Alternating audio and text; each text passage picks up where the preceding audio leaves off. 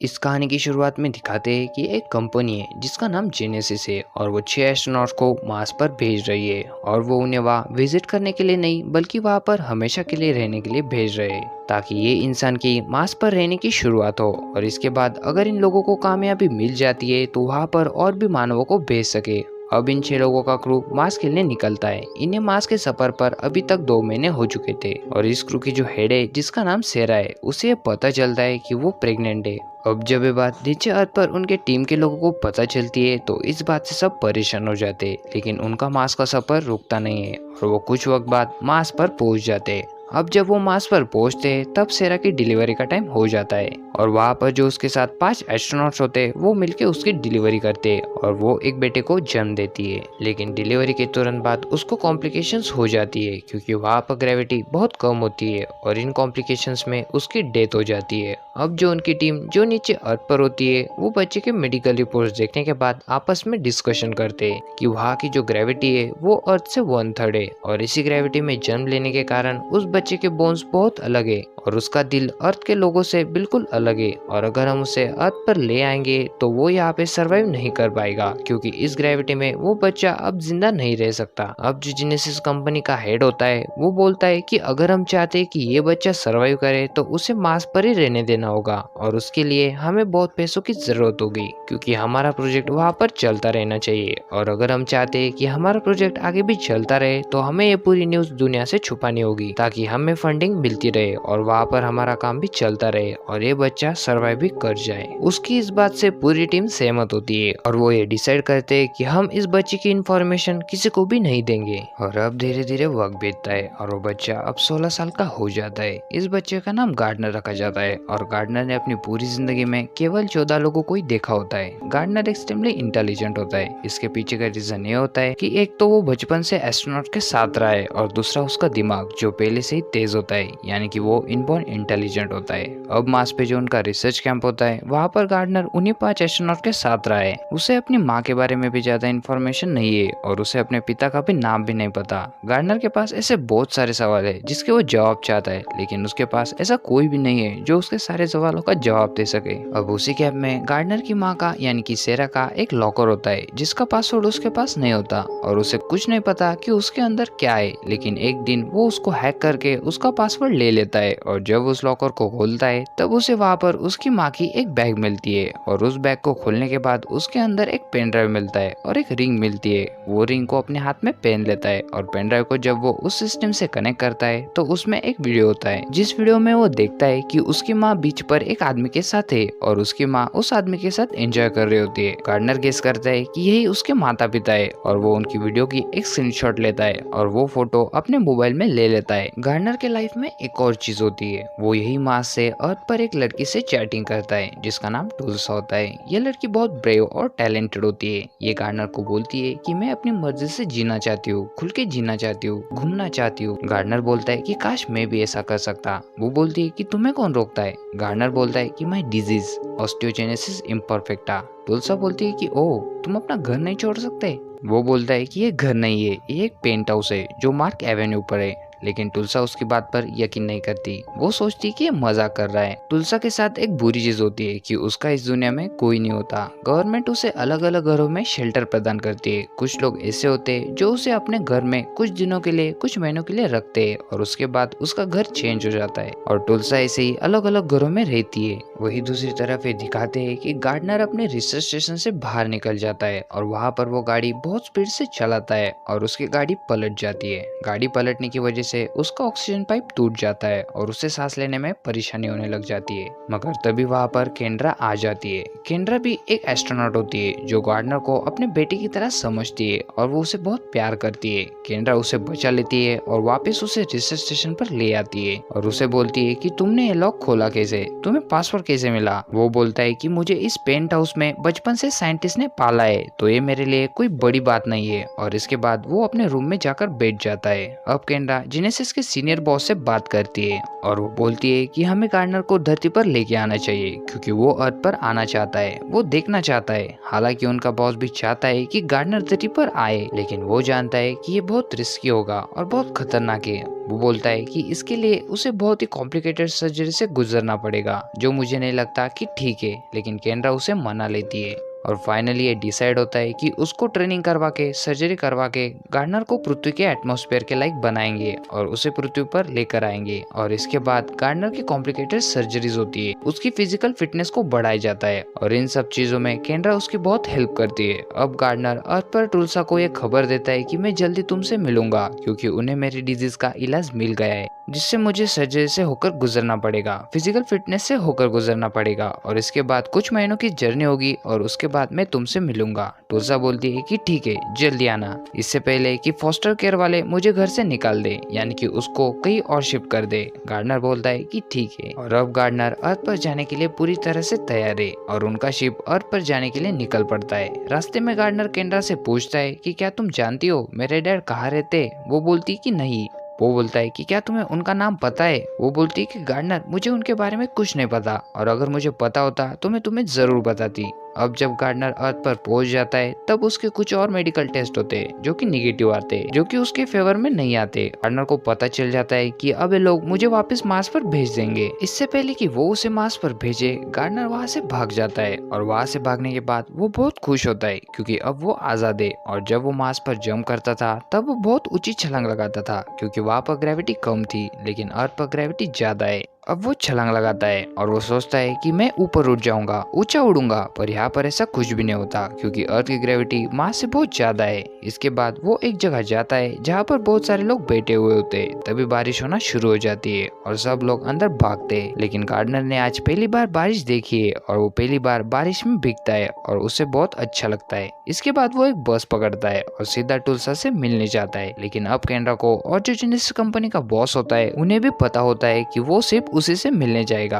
क्योंकि वो अर्थ पर सिर्फ उसी को जानता है और वो लोग उससे पहले वहाँ पर पहुँचना चाहते हैं ताकि वो वहाँ पहुंचकर गार्डनर को पकड़ ले और अपने साथ वापस ले आए। अब दूसरी तरफ गार्डनर टुल्सा के कॉलेज में पहुंच जाता है और वहाँ पर वो उन बच्चों को देखकर बहुत खुश हो जाता है क्योंकि पहली बार उसने अपनी एज के इतने सारे बच्चों को देखा था। वही टुल्सा अपने लॉकर से कुछ सामान निकाल रही होती है, तभी गार्डनर उसे देख लेता है और वो बहुत खुश हो जाता है और वो बोलता है कि हे टुल्सा, आई एम गार्डनर। तभी वो उसे ध्यान से देखती है क्योंकि वो उसे पहली बार देख रही होती है। इससे पहले उसने उसे सिर्फ वीडियो कैम में देखा था और वो उसे पहचान लेती है और जोर से उसे एक थप्पड़ मारती है। वो बोलता है कि तुमने मुझे थप्पड़ क्यों मारा? टुल्सा बोलती है कि तुम पिछले 7 महीनों से गायब हो। गार्डनर बोलता है कि मैंने तुम्हें बताया तो था कि मैं ट्रिप पे जा रहा हूँ। वो बोलती कि मैंने तुम्हें इतने सारे मैसेज किए, कम से कम तुम उसका रिप्लाई तो दे सकते थे, ईमेल कर सकते थे, टेक्स्ट कर देते। वो बोलता है कि एक खास तरह का ट्रैवल था और इसलिए मैं तुम्हें कांटेक्ट नहीं कर पाया। टुल्सा बोलती है कि ठीक है, मैं अब अपने क्लास के लिए जा रही हूँ और तुम तब तक यही रुकना। और जब टुल्सा अपनी क्लास में बैठी हुई होती है तब गार्डनर भी वहाँ पर पहुंच जाता है और वहाँ पे उसकी लेक्चरर उसे पढ़ा रही होती है। उसकी लेक्चरर सोचती है कि ये कोई न्यू एडमिशन है और वो उसे पीछे बैठने के लिए बोलती है और गार्डनर पीछे जाकर बैठ जाता है। अब वहाँ पर उनके लेक्चरर उनसे सवाल पूछती है कि टेलीफोन, फोनोग्राम, लाइट बल्ब, ये सब किसने बनाया? टुल्सा बोलती है कि थॉमस एडिसन ने बनाया। लेक्चरर बोलती है कि ठीक है, अब उसकी जिंदगी के बारे में, उसके बारे में एक चीज बताओ। तभी वहाँ पर एक मोटू सा लड़का बैठा हुआ होता है। वो बोलता है कि Edison was a bad S. तभी गार्डनर बोलता है कि एडिसन वाजंट बैड एस, उसने डीसी बनाया था और निकोला टेस्ला ने इन्वेंट किया था एसी करंट। और इस बात से वो लड़का जिलस हो जाता है और वो बैड एस नहीं था, वो बैड पर्सन था। उसके इस जवाब से सब बच्चे तालियां बजाते, मगर उन बच्चों को ये नहीं पता कि ये साइंटिस्ट के बीच पला बड़ा है और ये सवाल उसके लिए कुछ भी नहीं है। अब क्लास खत्म हो जाती है और क्लास खत्म होने के बाद टुल्सा उसे बोलती है कि चलो सच में मुझे बताओ कि तुम कहाँ से हो। वो बोलता है कि मार्स से।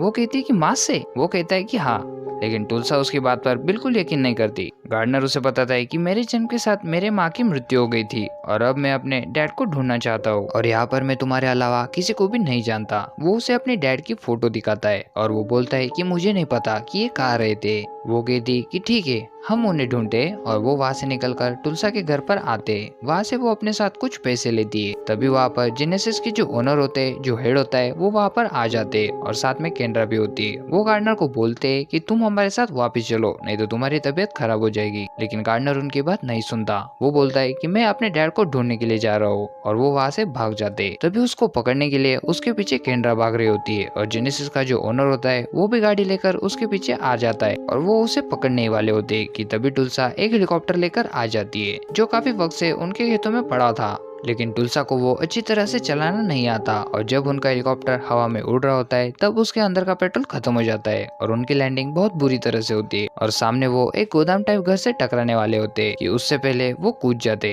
तभी उनका प्लेन उस गोदाम से टकराता है और बहुत जोरों से ब्लास्ट होता है। ये ब्लास्ट देखने के बाद केंद्रा और जेनेसिस कंपनी का जो ओनर होता है वो बहुत डर जाते हैं। लेकिन जब वो वहाँ पर आते हैं तब उन्हें पता चलता है कि वो पहले ही कूद गए थे और वो दोनों वहाँ से भाग चुके हैं। इसके बाद गार्डनर और तुलसा एक गाड़ी किराए पर लेते और आगे का सफर तय करते। पूरे सफर में गार्डनर बहुत खुश होता है क्योंकि उसके लिए अर्थ पर हर एक चीज नई होती है। रास्ते में उसे एक घोड़ा भी दिखता है और वो घोड़े को देखकर डर जाता है क्योंकि उसने पहली बार घोड़ा देखा होता है। तुलसा उसकी इन सब बातों से बहुत शौक होती है क्योंकि उसे अभी भी यकीन नहीं होता कि गार्डनर सच में माँ से आया हुआ है। गार्डनर के पास अपने डैड का फोटो तो है, लेकिन उसके पास उनका एड्रेस नहीं है। लेकिन उसके पास अपनी माँ की एक रिंग होती है, और तुलसा जब उस रिंग को गूगल पर सर्च करती है तो वो एक खास तरह की रिंग होती है जो एक वेडिंग रिंग होती है, और जिस आदमी ने वो रिंग बनाई होती है वो उसका एड्रेस ढूंढ लेते हैं और अब वो वहां जाने के लिए निकलते हैं। दूसरी तरफ ये दिखाते हैं कि केंद्रा को एक डॉक्टर का फोन आता है। वो डॉक्टर बोलती है कि गार्डनर की जो ब्लड रिपोर्ट्स है वो अच्छी नहीं है, उसका हार्ट इस एटमॉस्फेयर को बर्दाश्त नहीं कर सकता, और अर्थ की जो ग्रेविटी है उसके लिए जानलेवा हो सकती है,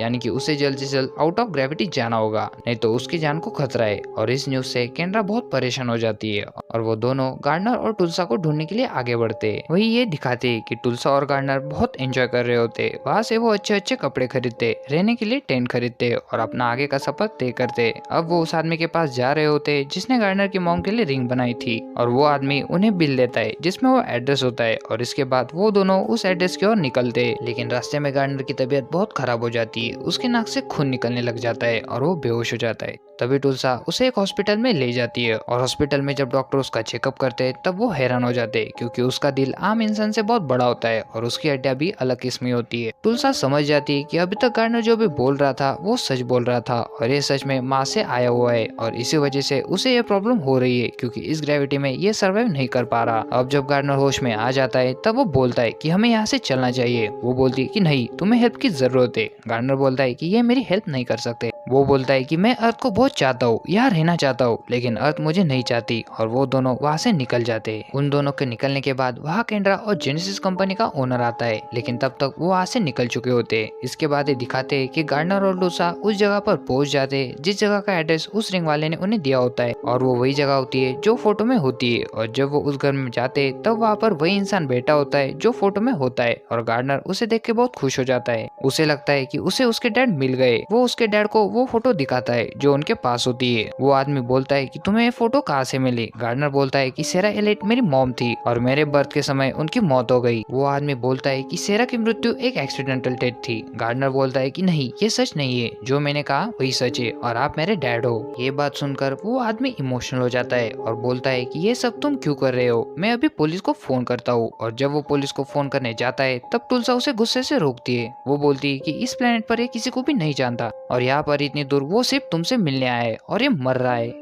वो आदमी बोलता है कि मैं नहीं जानता कि तुम लोग कौन हो और ये सब तुम क्यों कर रहे हो, लेकिन मैं इसका पिता नहीं हूँ। तुलसा बोलती है कि फिर तुम कौन हो क्योंकि तुम उस फोटो में हो। वो कहता है कि सेरा मेरी बहन थी, और ये सुनकर वो हैरान हो जाती है। और जब वो पीछे मुड़कर देखती है तब वहाँ गार्डनर नहीं होता, और जब वो बाहर जाती है तो गार्डनर समंदर की तरफ जा रहा होता है। तभी तुलसा भागकर उसकी तरफ जाती है और वो बोलती है कि ये तुम्हारे फादर नहीं है, ये तुम्हारे अंकल है। वो बोलता है कि इससे कोई फर्क नहीं पड़ता, मेरी मॉम यहाँ पर थी और मैं उन्हें यहाँ पर फील कर सकता हूँ। मैंने ये नहीं चुना था कि मैं मार्स पर पैदा हूँ, लेकिन मैं मेरी मरने की जगह चुन सकता हूँ। और गार्डनर सेंसलेस होकर पानी में गिर जाता है। तभी वहाँ पर केंद्रा और जेनेसिस कंपनी का ओनर आ जाता है और वो तीनों मिलकर उसे पानी से बाहर निकालते और बड़ी मुश्किलों से उसे होश में लेकर आते।